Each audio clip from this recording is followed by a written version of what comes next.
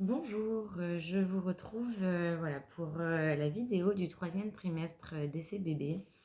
J'ai un peu tardé à publier cette vidéo parce que j'ai eu des super retours et des super échanges avec certaines personnes en message privé. Mais je vois que les vidéos ne sont pas énormément vues et voilà, je prends toujours autant de plaisir moi à filmer mes ressentis personnellement, mais je sais pas s'il y a vraiment un intérêt à ce que je continue à les publier sur YouTube. J'ai eu quand même plusieurs personnes qui m'ont demandé de le faire, donc voilà, je continue pour l'instant. Surtout histoire de terminer les cycles commencés, voilà, histoire de terminer cette histoire de- d'essai bébé. Euh, Comme vous pouvez le deviner, je suis enceinte. Donc, il y a un aboutissement à ces vidéos. Actuellement, je suis enceinte de presque 7 mois. Euh, enfin, voilà, je vais rentrer dans mon troisième trimestre. J'ai continué à me filmer parce que j'adore ça. Enfin, j'adore ça, ça me fait du bien de pouvoir revoir les étapes par lesquelles je passe, etc. Mais je ne sais pas si je publierai mes vidéos de grossesse. Peut-être que oui. Euh, En tout cas, si vous avez envie que je publie mes vidéos de grossesse, n'hésitez pas à mettre des commentaires, surtout celles avec qui j'ai échangé par message privé. Euh, Mettre des j'aime, mettre des commentaires, suivre ma page, ça m'encouragera peut-être, voilà, si je vois qu'il y a un petit peu plus d'engouement à publier mes vidéos.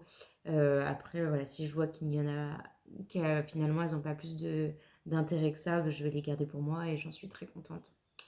Euh, donc pour finir ces cycles, ces 8 cycles, je vais vous laisser directement avec la vidéo et, euh, et vous allez voir comment je réagis au fait d'apprendre ma grossesse.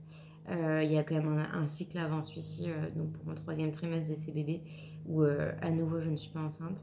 Euh, donc pour mon dernier cycle, le huitième mois, j'ai essayé plein de choses que je détaille pas toutes dans la vidéo. Il y a énormément de choses à essayer, notamment calculer son cycle pour être au plus proche en fait de son ovulation. Moi, je l'ai fait grâce à des tests d'ovulation.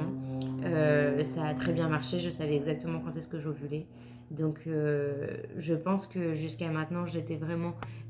avant de calculer, j'avais toujours une bonne fenêtre parce que je le faisais grâce à d'autres méthodes qui sont un petit peu moins fiables. Mais là, grâce au test, voilà, on urine sur une bandelette qui nous dit en gros, t'es dedans ou t'es pas dedans, quoi. Enfin, c'est quand même beaucoup plus précis.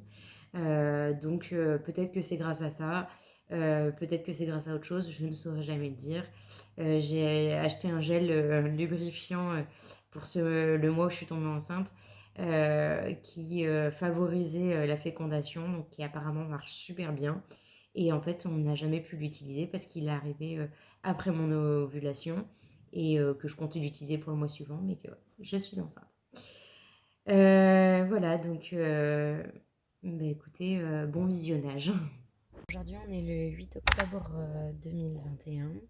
Donc je suis dans mon septième cycle. Je suis censée avoir mes règles demain. Je les ai pas encore. Ça fait déjà une bonne semaine que je stresse en les attendant. Le cycle dernier a été assez compliqué. Hum, voilà, j'ai eu énormément de symptômes et je pensais que j'étais enceinte et je l'étais pas. Et voilà, ça a été assez dur. Donc j'ai un petit peu changé ma façon de faire. J'ai acheté des compléments alimentaires, j'ai regardé des vidéos, je me suis renseignée, j'ai lu des articles.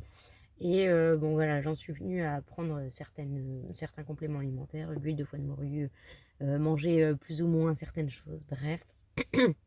Et à acheter des tests d'ovulation. Donc le mois dernier, j'ai enfin oui, le mois dernier au mois de septembre, mais bon, donc ce cycle-là, j'ai testé mon ovulation donc les 15 premiers jours de mon cycle. Donc il s'avérait que j'ai ovulé 2 jours plus tôt que ce que j'aurais dû faire, enfin 2 ou 3 jours parce que c'est pas très précis. Donc voilà, donc je sais exactement quand est-ce que j'ai ovulé. J'ai ovulé, c'est une bonne nouvelle. Enfin, logiquement, si on en croit les tests. Et voilà, et du coup, avec Jordan, on s'est débrouillé pour être plus actifs sur cette période-là. Donc autant dire que si ça ne prend pas, c'est que bah, y a un souci. Il n'y a pas de souci parce que en soi, même quand on fait tout ce qu'il faut au bon moment, on n'a toujours que 15% de chance de tomber enceinte. Donc si ça ne prend pas, même si on fait tout correctement, il n'y a pas forcément un problème. Mais voilà, bon là, disons qu'on a 15% de chance pour que ça arrive. Et si ça arrive pas, ça fait déjà 7 mois qu'on calcule quand même à peu près. Donc voilà, là c'est la période la plus compliquée. Demain sont censées arriver mes règles. J'ai pas trop de symptômes, enfin j'ai des petits symptômes prémenstruels. Donc est-ce que c'est des symptômes prémenstruels ou est-ce que c'est autre chose? J'en sais rien. Voilà, j'attends et ça fait déjà une bonne grosse semaine où je me dis non, te mets pas la pression, etc. Les 3 premières semaines de mon cycle, enfin ouais, les 2 premières semaines de mon cycle étaient tranquilles, je me prenais pas plus la tête que ça. Enfin, j'étais très triste au début, après bon, moi j'ai fait des tests, ça s'est bien passé. Après j'ai vu ma vie, quoi. Voilà, je me suis pas pris plus la tête que ça. Mais là, j'avoue que surtout les 3-4 jours avant l'arrivée de mes règles, enfin en tout cas de la date, ça devient compliqué. Donc on aura peut-être des nouvelles demain ou pas, on verra. Update de ce matin, j'ai eu mes règles, il suffisait de demander. Voilà. Bon, de toute façon là je viens de débaucher je suis blasée. En plus j'ai grave mal au ventre, mes règles me font grave mal au ventre, une barre de ouf alors que d'habitude elles sont pas très douloureuses. Je sais pas quoi en penser. Forcément j'ai toujours une petite idée qui me dit que si j'ai aussi mal au ventre c'est parce que peut-être il y a eu fécondation ou je sais pas, un œuf clair ou un truc comme ça. J'ai toujours ça en tête et pourtant c'est juste mes règles qui arrivent quoi. Voilà. Enjoy. Au mois prochain. Alors aujourd'hui on est le 16 novembre 2021. J'aurais dû vous prendre à la caméra il y a presque une quinzaine de jours, une dizaine de jours quand mes règles auraient dû arriver. Seulement mes règles ne sont pas arrivées il y a 10 jours. Je sais pas comment c'est possible que je n'ai pas pu encore le dire à la caméra parce que c'était mon rituel et j'ai essayé plusieurs fois de la prendre et j'ai jamais réussi.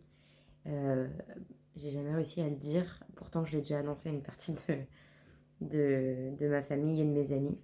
Mais je suis enceinte. Voilà. Après 8 mois d'essai, ce mois-ci, on n'y croyait pas. Euh, J'avais aucune raison d'y croire. On avait fait les choses comme tous les autres mois. J'ai eu des symptômes 10 jours avant mes règles, mal au sein, mais pendant vraiment 10 jours, voire même presque 15 jours avant mes règles. Je me disais, encore des symptômes prémenstruels. J'avais que ça comme symptômes. Alors c'était un peu bizarre parce qu'en effet, ils avaient commencé super tôt, mais je m'étais dit, bon, bah mes règles vont être en avance. Mes règles n'ont pas été en avance, mais je me suis dit, c'est quand même des symptômes prémenstruels. Bref, le jour où j'ai pas eu mes règles, le vendredi, j'ai fait un test de grossesse dans la nuit parce que j'ai une infection urinaire. En plein milieu de la nuit, j'ai fait un test de grossesse et je suis repartie me coucher directement. Je me suis dit comme ça, pour demain matin, c'est fait. De toute façon, il faut que ce soit les urines du matin, c'est mieux. Donc vers 4h du matin, en me levant, hop, j'ai fait mon test et je suis repartie me coucher. Et le samedi matin, en me réveillant, j'ai été aux toilettes tout à fait normalement, j'étais pas plus surexcitée, enfin j'y croyais pas. Et là, j'ai vu 2 barres. 2 barres sur le test, j'étais complètement abasourdie, je n'arrivais même plus à bouger. Il y avait 2 barres. Jordan était là en plus.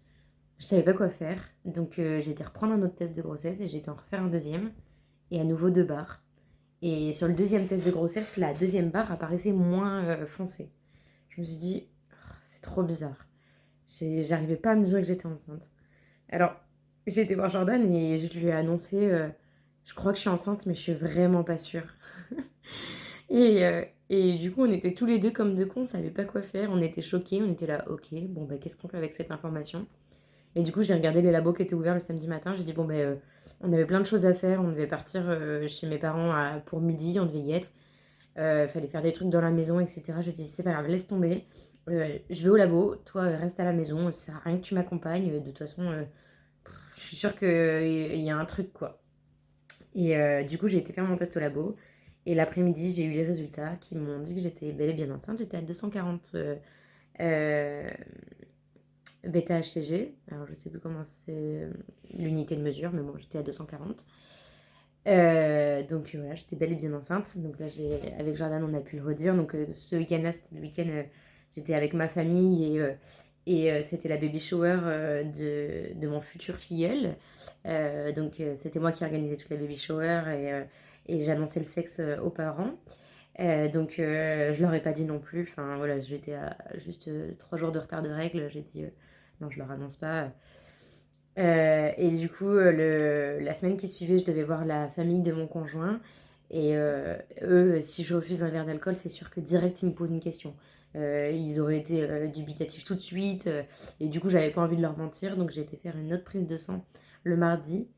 Et en 4 jours, entre le samedi et le mardi, mon taux a fait x7 parce que j'étais à presque 1500. Donc voilà, donc a priori, tout se passe bien. Je suis bel et bien enceinte. Euh, Voilà, pour l'instant, je réalise toujours pas. Moi qui croyais que j'allais être submergée par les émotions, que ça allait être complètement fou, mais en fait, je réalise pas.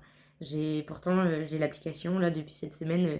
On voit le fœtus avec un cœur qui bat déjà, et c'est fou, et c'est complètement fou. Je l'ai annoncé aussi à mes copains de Haute-Savoie et tous les copains d'ici parce qu'on a fait un repas tous ensemble, donc c'était le moment pour leur annoncer.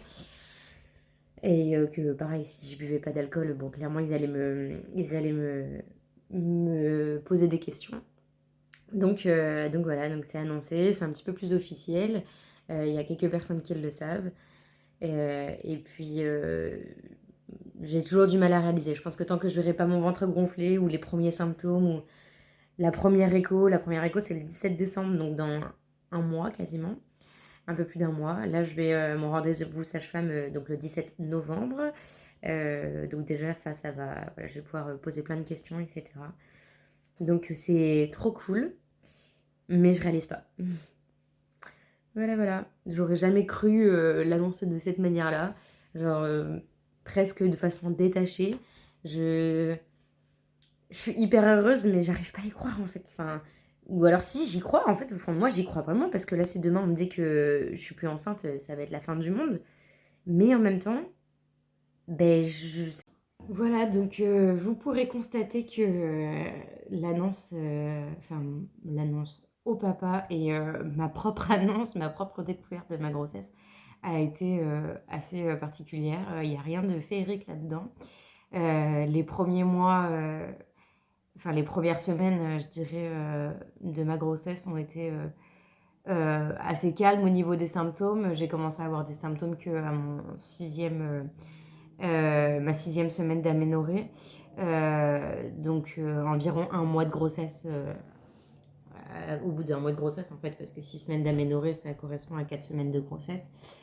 Donc avant ça, c'était calme, je ne réalisais pas.